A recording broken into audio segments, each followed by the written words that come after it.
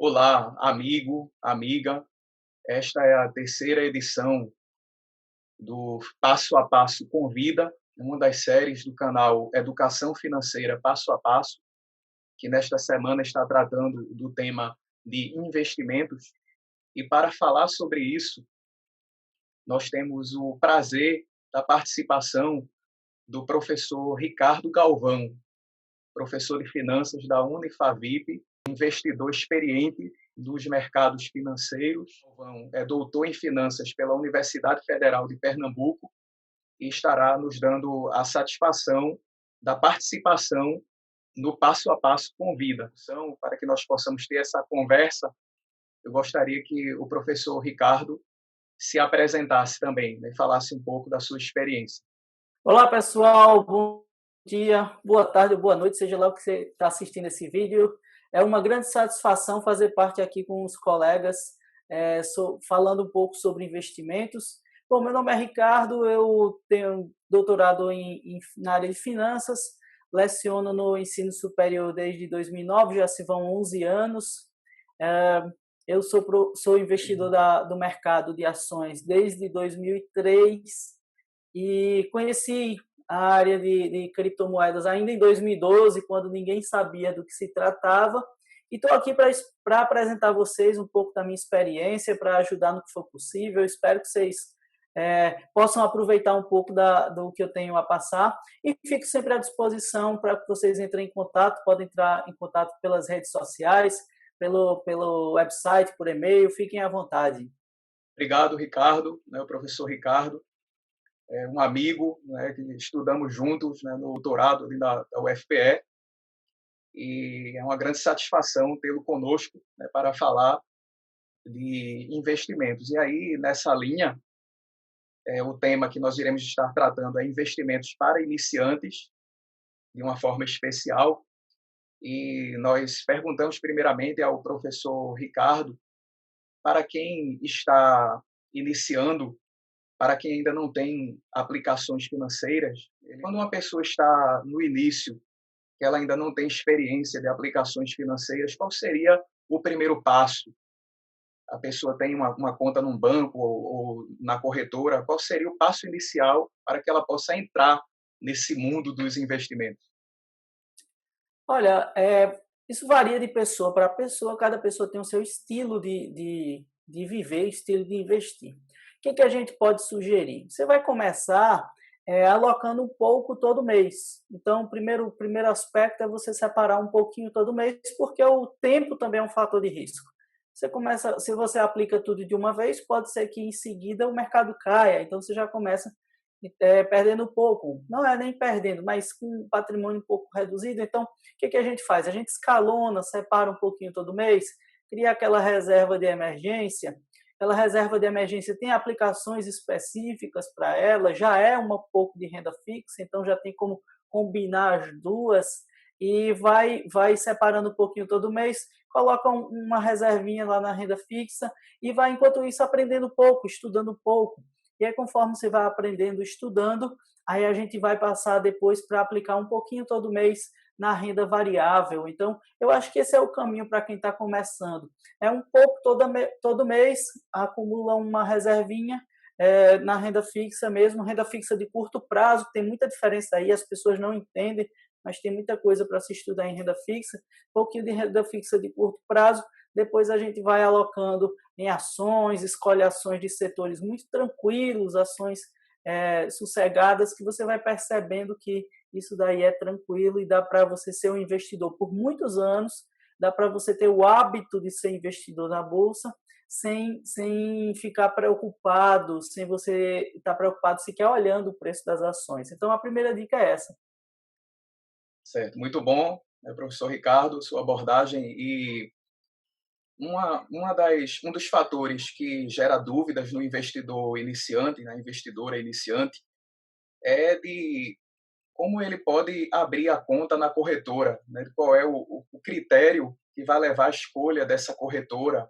Então, haveria um caminho específico, algum site mais indicado para que ele possa procurar essas corretoras? Existe como é que ele pode encontrar vantagens em uma corretora em detrimento de outra? Então, o que é que pode ser abordado a respeito disso? Olha, a questão da corretora faz toda a diferença, porque se você é um pequeno investidor, se você paga taxa, muita taxa de uma determinada corretora, uma parte considerável do teu rendimento vai embora. Então, se você aplica R$ 1.000, paga R$ 20 por operação, só comprar e depois vender já levou 4% do teu patrimônio. Então, a ideia toda para o pequeno investidor é escolher corretoras sólidas, mas principalmente que cobrem poucas taxas. A primeira delas que eu considero importante é a taxa de custódia, que é aquela taxa que é cobrada todos os meses só por você ter a aplicação financeira. Então, escolha de cara uma corretora que não cobre taxa de custódia. Corretagem. Corretagem é aquela taxa quando você vai comprar ou vender, quando você vai fazer qualquer operação, é a taxa de corretagem. Primeira dica, há corretoras hoje, e eu digo corretoras no plural, há corretoras que não cobram nem corretagem nem custódia. Então, você pode ficar comprando e vendendo ações sem pagar nada.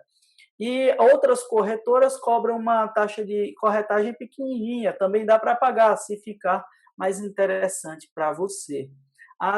Quem tem muito capital pode optar por corretoras que cobram alguma taxa fixa, mas lembrando que essa corretora vai ter que oferecer algo em troca, e algumas corretoras têm oferecido, por exemplo, acompanhamento do cliente, consultoria para o cliente, que eu fico muito com o pé atrás, para ser sincero a você, porque ela vai sempre tentar atender o interesse dela, que pode ser eventualmente vender cotas de um fundo que ela tem em comissão na venda, pode ser oferecer determinado produto que lucre, no qual traga mais retorno para a corretora e não para o cliente. Então, a principal dica é analise a taxa de corretagem e de custódia e escolha uma corretora que não cobre se você for um pequeno investidor. Excelente. E o investidor iniciante, às vezes, tem certo receio de migrar para a corretora. Na sua opinião, professor Ricardo, se ele começar pelo banco, ele seria recomendável, ele teria produtos financeiros no banco que lhe permitisse começar e depois ir para uma corretora, ou é melhor ele já de início procurar a corretora nessas condições que você mencionou? A gente pode observar as taxas cobradas pelos bancos, tá? Por natureza, uma corretora tem que cobrar menos taxas, senão o cliente não vai para ela. Ela precisa atrair esse cliente e ela tem que oferecer algo a mais. Então, os grandes bancos não são bons locais para a gente fazer a aplicação, não. Mas há bancos, há fintechs que têm liberado boas taxas. Então, você precisa observar essas taxas que eu falei: taxa de custódia, corretagem. Se vai investir em algum fundo de investimento, dá uma olhada na taxa de administração desse fundo, que eu já vi taxas extorsivas. Tem banco cobrando taxas absurdas para a gestão dos fundos de investimento e tem banco que cobra pouquinho, tem corretora que cobra pouco. Então, a grande dica é essa. Para ter certeza, olha lá, confere taxa de custódia, corretagem, taxa de administração, caso seja fundo de investimento, e observando isso sempre, porque a gente está nesse momento gravando, eu digo a você, corretoras estão muito melhores, alguns bancos não cobram não, justiça seja feita, mas a gente não sabe o que é que vai acontecer nos próximos meses ou nos próximos anos, então o grande segredo é, confere lá as taxas, observa, toda instituição é obrigada a informar, quando você vai escolher um fundo de investimento, dá uma olhada na lâmina do fundo lá, e se você for observar uma corretora, olha a taxa de custódia, de corretagem, esse tipo de coisa. Muito bom. E nessa mesma linha, né, de você ter contas em bancos, tem sido muito comum o investimento, as aplicações, né, ou simplesmente ter conta e fazer de um meio de pagamento dos bancos digitais. Qual é a sua posição sobre a pessoa ter conta em banco digital, inclusive para o investidor iniciante ou as pessoas que ainda não investem, né? Seria interessante ter, ser cliente dos bancos digitais? Uma grande dica que eu dou é observar os bancos digitais mais consolidados. Há bancos digitais com ações em bolsa. Então, você pode acessar o banco e verificar os demonstrativos do banco. Você vai ver a solidez do banco se ele tiver ações em bolsa. Então, se o banco está na bolsa, dá para conferir tranquilo. Outras fintechs, outras instituições que operam por meio digital, também são muito sólidas, muito seguras. Conhecemos algumas que são bem sólidas e bem seguras.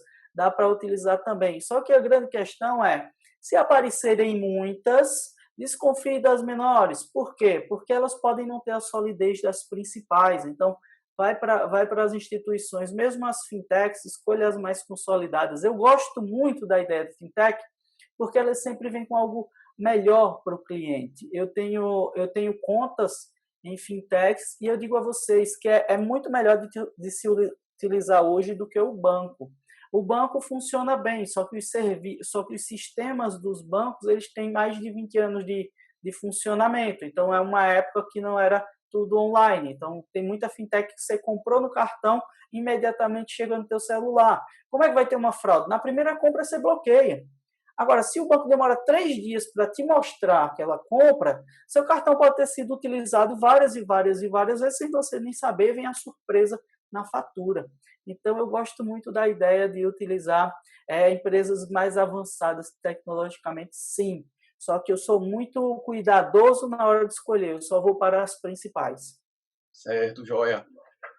E agora a gente vai tratar, uma vez que o investidor, uma vez que a pessoa, né, o indivíduo, se tornou um investidor. Então, ele está começando a fazer suas aplicações a partir dos critérios que você mencionou, de escolha da corretora ou do banco, e das aplicações, das reservas que ele vai fazendo a partir do seu saldo. Então, ele se tornou investidor. Qual é o passo a passo na escolha dos produtos financeiros, nessas categorias que nós observamos, né, nos mercados, de acordo com as fases do investimento e com os propósitos de vida do investidor ou da investidora? Eu gosto muito de analisar cada pessoa. A partir daí, a gente monta um plano específico, que as pessoas têm propósitos diferentes. As pessoas que vão praticar atividade física têm propósitos diferentes e, consequentemente, o treino vai ser diferente. E a mesma coisa financeiramente. Então, para quem está no começo da carreira, o que é que ela vai precisar? Vai precisar comprar um automóvel, depois vai precisar comprar um imóvel. Este tipo de operação vai exigir algum recurso. Ao mesmo tempo, essa pessoa tem décadas até precisar do dinheiro para se aposentar. Então, a gente já faz essa análise aí. Então, o que é que a gente pode sugerir? Você está começando, você tem muito medo de renda variável, eu aviso o seguinte, você pode optar por renda fixa, só como a taxa de juros está muito baixa. Em realidades cuja taxa de juros está baixa, eu considero uma taxa de juros baixa, a taxa de juros, sei lá, abaixo de 5%, vamos considerar assim, dado o nosso histórico, então eu compraria, eu investiria em fundos de renda fixa ou compraria títulos de renda fixa de curtíssimo prazo. O grande segredo é esse. Você vai comprar títulos que vencem muito rápido, ou seja, que eles vão vencer em menos de um ano, que assim eventuais subidas na taxa de juros não derrubam o valor do teu título e você ainda recebe esse título. Se por qualquer motivo no futuro nós tivermos um pico de taxa de juros, ou seja, uma taxa de juros de 2 dígitos, o que é que você faz? Você compra títulos de longo prazo, corrigidos pela inflação, que aí resolvem. Eu gosto muito dos cupons, são aqueles que pagam semestralmente os juros. Aí essa é a dica para hoje. Assim, se você tiver uma realidade de baixa taxa de juros, aí você vai optar por títulos de curtíssimo prazo e se você quiser se arriscar um pouquinho, pré-fixados de curtíssimo prazo são tranquilos também e você vai comprar curto prazo é o segredo. Existem nos bancos fundos de investimento com rendimento focados em títulos de curto prazo, alguns chamam DI, né, fundos DI, mas outros têm no próprio nome a sigla LP, que é longo prazo. O que é isso? Quando tem um título de curto prazo, eles compram títulos que vão vencer em menos de um ano, sempre assim. Quando é longo prazo, títulos que vão vencer em mais de um ano. Por que isso acontece? É quando altera a taxa de juros, altera o valor do seu título hoje. Então, você tem que ter cuidado com isso, tá certo? Então, essa dica para a renda fixa. Para a renda variável, para quem não está acostumado com as oscilações do mercado, há setores na Bolsa que são tranquilos. Um dos setores, energia elétrica, é bem sossegado. Por quê? Porque todo mundo precisa de energia elétrica, ao que tudo indica, vai continuar precisando de energia elétrica. Setor de rodovias também é sossegado, as pessoas continuam transitando, pagando pedágio. Há vários setores que são muito estáveis, então você pode optar por essa estabilidade para começar. Depois de um tempo, aí você vai escolher setores que te deixam mais exposto às oscilações, que não quer dizer que seja algo ruim, não. Então, essa é a dica, basicamente. Depende do momento que você está. É jovem, você pode investir mais para longo prazo. Você já tá próximo a se aposentar, você vai investir em alguma coisa que gere bons dividendos. Certo. E você mencionou muito bem, né, uma questão interessante, que é o fato das pessoas terem medo da renda variável. Existe uma certa barreira social, né, nesse sentido de as pessoas acharem que o investimento em renda variável, o investimento em ações, é algo para rico, para quem tem muito dinheiro. E, e não é verdade, né? A gente observa opções de empresas, você pode falar a respeito disso também, de empresas sendo negociadas até a menos de R$ 1. E aí eu pergunto a você para falar um pouco dessas opções e de como o investidor que começar a investir em renda fixa, entre as excelentes opções que você mencionou, como é que ele pode vencer essa barreira social e passar a ser um investidor em ações já até mesmo desde o início, já diversificando a sua carteira, inclusive com ações.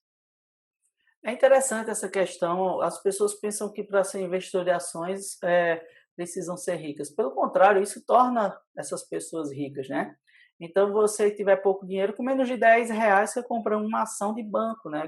Que tem bancos na sua composição. Menos de R$ 10, então você pode se tornar sócio de bancos. Outro aspecto interessante, todo mundo diz, bancos no Brasil lucram muito. Compre as ações, aí você lucra também. Então, é uma estratégia, você vai simplesmente se tornar sócio de uma empresa. Então, muita gente, eu vejo, sente pânico na hora que diz, este investimento tem risco. Mas tenha certeza de uma coisa, nada é mais arriscado do que você não ter reserva nenhuma. Eu vejo gente dizendo que eu me arrisco porque eu tenho ações, só que a pessoa não tem dinheiro guardado. Quem é que está se arriscando mais? Porque se as minhas ações caírem de valor, eu ainda posso vendê-las e ainda vou ter um dinheiro para me sustentar por um tempo. E a pessoa que não tem reserva nenhuma, como é que faz? Então, o brasileiro que tem pânico, parece ter pânico quando fala a palavra risco, na verdade é um dos povos que mais se arrisca no mundo por não ter nada guardado, nada de reserva. E outra coisa, a gente tem que lembrar de um aspecto também, renda fixa tem um grande risco. Renda fixa não te protege de desvalorizações cambiais, então você tem que se ligar também, só dinheiro em renda fixa não é seguro não. E outra coisa, tem gente que quando começa a poupar com algum dinheiro, compra tudo que pode em imóveis. Faz 5 anos no Brasil que imóvel não sobe de preço. E segundo ponto, está ruim de alugar. Então, no mercado de renda variável, você pode se tornar sócio de um shopping center. Então, fica muito mais tranquilo você receber aluguel e estacionamento do shopping do que você receber o aluguel de uma casa, que o eventual inquilino pode danificá-la, que você vai demorar a encontrar alguém para alugar, que você vai ter impostos para comprar e vender, vai demorar para vender. Fundo imobiliário você pode comprar, você pode se tornar sócio de um shopping center, de uma laje corporativa, né, de um prédio de escritórios, em 2 segundos. Você dá o comando em 2 segundos, está lá na conta no mês seguinte, já acredita o aluguel para você. Então, eu acho que o brasileiro, na verdade, ele acha que tem medo de se arriscar, mas ele se arrisca mais que os outros. E esse medo de se arriscar, a educação financeira passa por isso. A gente precisa mostrar à pessoa que ela está se arriscando, mas todo mundo é o primeiro aspecto. E o segundo aspecto é dizer que renda variável não é tão arriscado como as pessoas pensam, não. Tem setor muito tranquilo. Imagine você ser sócio da companhia de energia do seu estado. Você vai receber as pessoas vão continuar consumindo energia elétrica e você vai receber a parcela dos lucros correspondente para você.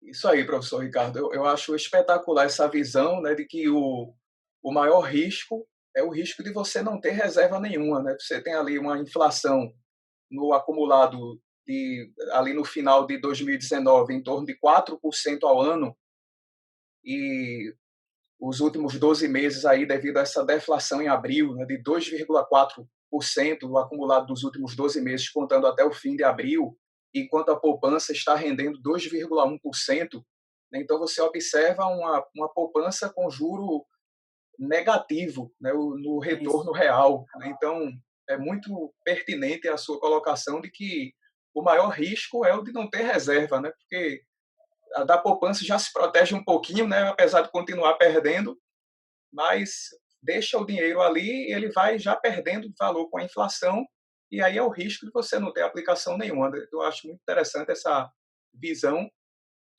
E aí, nessa mesma linha, né, de nós estarmos tratando dos produtos financeiros recomendáveis, né, as excelentes recomendações aí do professor Ricardo, e há também aquelas opções que não aparecem nos livros de finanças, na classificação dos mercados financeiros. Nós observamos aí o mercado monetário, de crédito, de capitais de câmbio, seus produtos, e não são opções comuns, o que tem se tornado agora, e que é o investimento em criptomoedas. E aí eu gostaria que o professor Ricardo mencionasse um pouco a respeito das criptomoedas, se é um investimento recomendável e qual seria a fase de investimento em que o investidor poderia aplicar nesses recursos e qual seria o perfil adequado.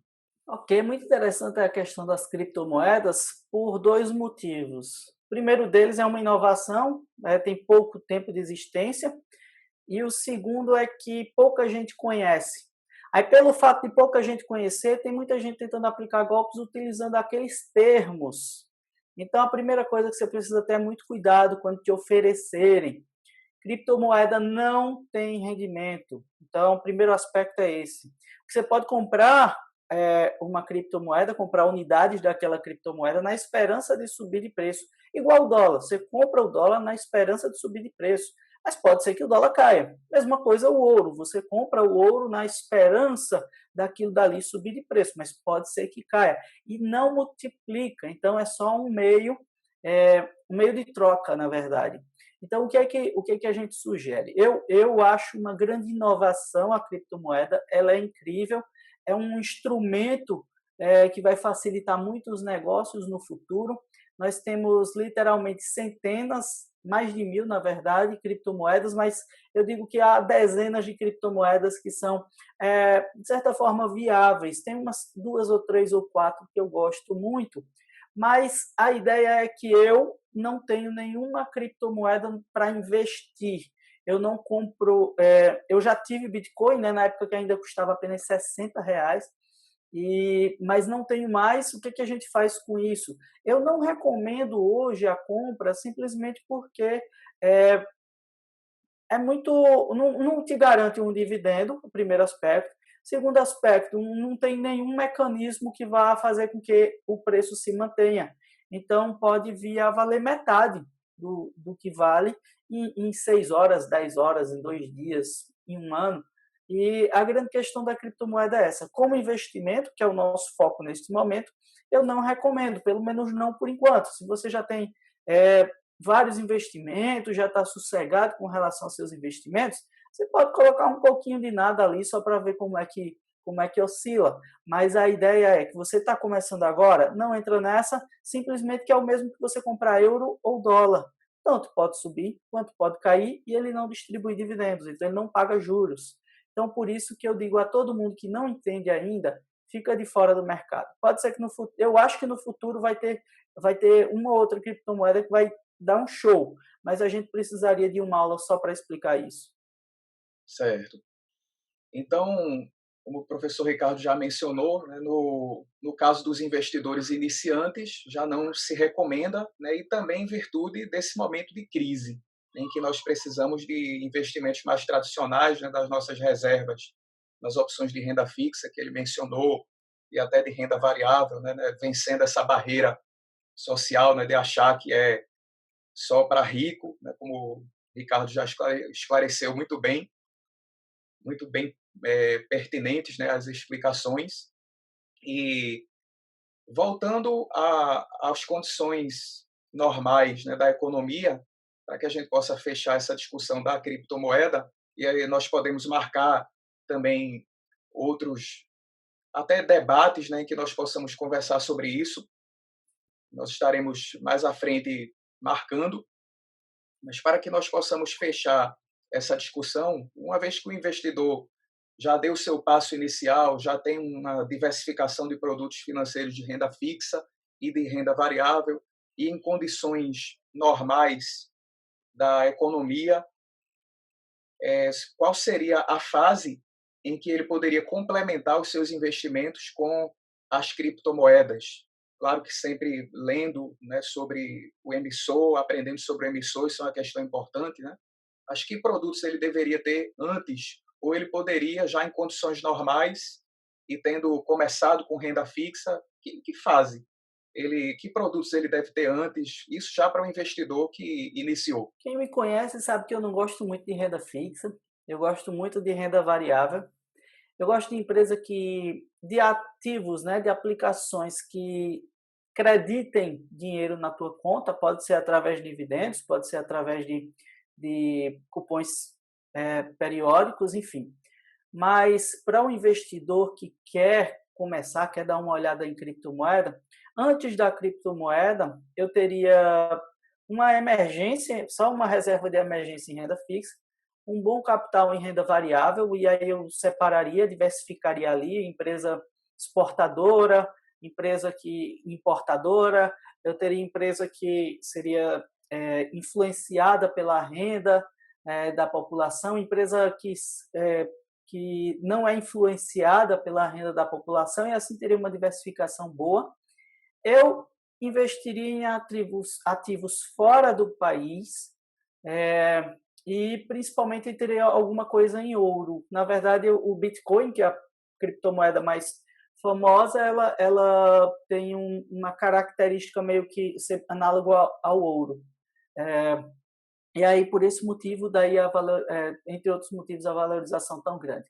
Há criptomoedas que, na minha opinião, estão estruturadas para dar certo no futuro, mas não são aquelas que vão pular de $1 para $100. Então, não vão ser aquelas que farão as pessoas ricas. Como eu disse, isso é uma moeda.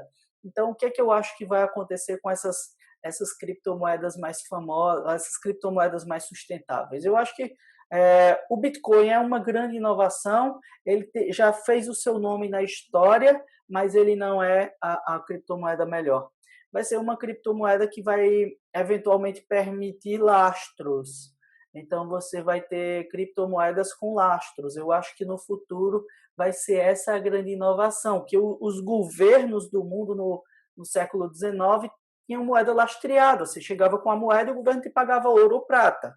E depois os governos acabaram com isso. A moeda em si, o valor dela é o valor que outra pessoa troca o produto, entendeu? E a criptomoeda hoje tem uma grande inovação comparada com o governo, que impede que um político imprima, mas ela tem uma desvantagem, que ela não está lastreada como as moedas do século XIX. Então, acho que o grande avanço vai ser no momento que nós tivermos criptomoedas com bons lastros. Então, eu acho que no futuro você vai fazer muito negociação comercial, principalmente com outros países, com moedas lastreadas, mas na qualidade de investimento, para você ganhar 100 vezes o que você investiu, 10 vezes o que você investiu, eu acho que a criptomoeda não vai por aí, não. Pelo menos as que serão realmente cumprirão a função de moedas, tá? As que vão cumprir a função de moedas não farão isso. Certo. Muito bom, Ricardo. E eu gostaria que você, nesse momento, desse uma palavra para as pessoas em geral, né, que podem não pensar em investimentos nesse momento tão difícil que nós estamos passando, né, de crise sanitária que tem impacto econômico e em várias outras áreas, né, pode pensar que o investimento está longe da sua realidade, mas como você bem mencionou, né, o fato de não estar aplicando já é um risco que a pessoa vivencia, e uma palavra para essa pessoa de incentivo, né, para essa pessoa de começar a pensar em opções de investimentos nesse momento específico, né, de desequilíbrio global, né, de origem em crise sanitária que afeta tudo.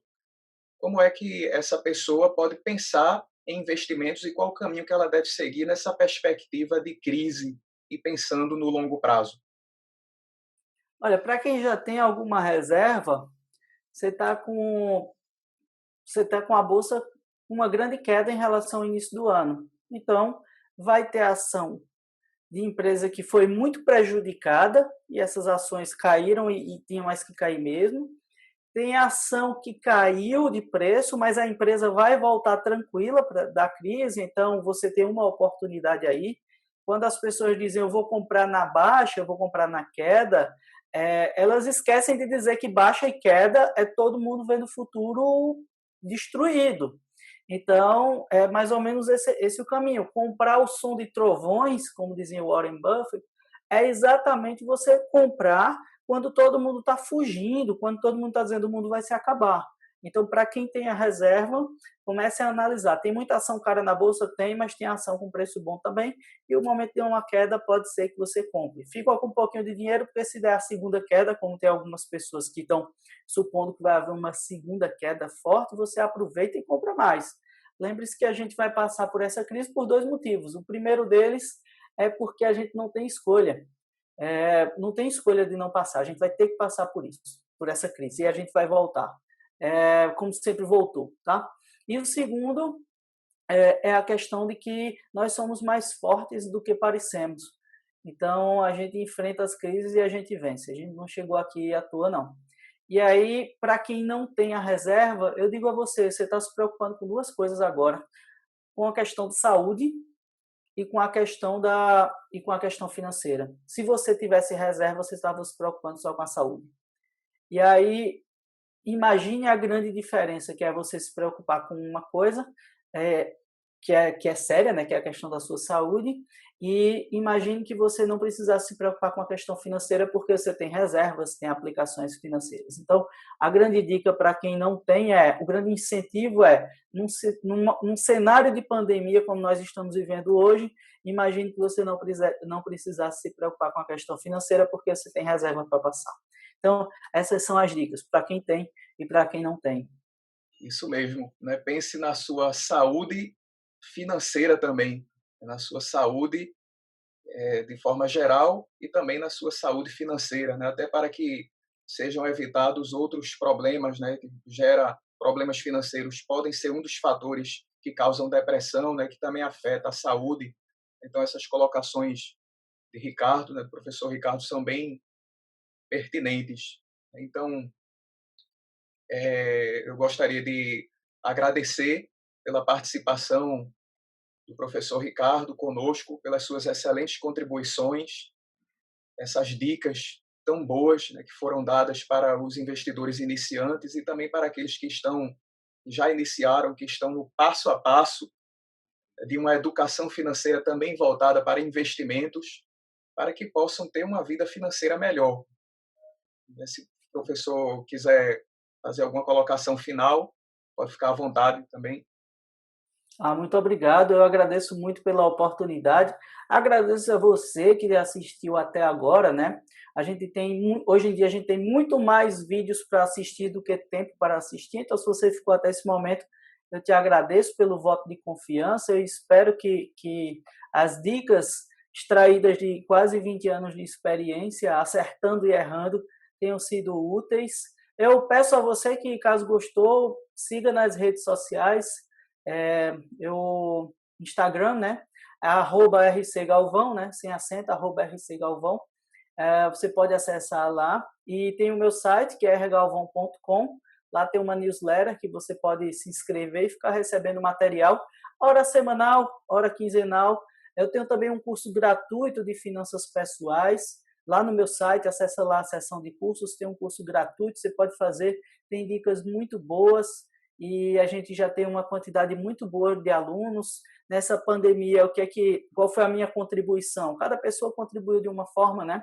Eu peguei um módulo de um curso que eu tinha que era de investimento em ações, e esse módulo de finanças pessoais eu transformei em um curso online e disponibilizei gratuitamente. Então acessa lá o rgalvão.com, peço que se cadastre na newsletter, e se quiser, fique à vontade para fazer o curso. Lá no Instagram estou postando um material todos os dias, ou quase todos os dias na semana. Eu acho que vai ajudar também. E é isso aí. Muito obrigado, pessoal. Mais uma vez, obrigado, Odilon. Obrigado à equipe toda do canal de vocês. Nós quem agradecemos, Ricardo, né, pela sua contribuição aqui. Os sites, redes sociais, né, que o professor Ricardo mencionou, estarão na descrição do vídeo. Você pode acompanhar tanto aparecendo aí na tela, como também na descrição do vídeo do YouTube. Você pode já clicar diretamente no link e ter acesso ao excelente material do professor Ricardo, né, e a sua abordagem baseada na sua experiência, nos seus estudos. Nós estudamos juntos aí na pós-graduação, mestrado, doutorado na UFPE, sob a orientação do professor Pierre Lucena, que também faz parte do nosso canal Educação Financeira Passo a Passo. E a mensagem final que nós queremos passar para você é que você continue trilhando esse caminho para uma educação financeira pessoal, profissional, que melhore a sua vida, da sua família, da sua empresa, do governo, da sociedade. A educação financeira gera impacto social. Continue nesse caminho da educação financeira para uma vida melhor. Muito obrigado.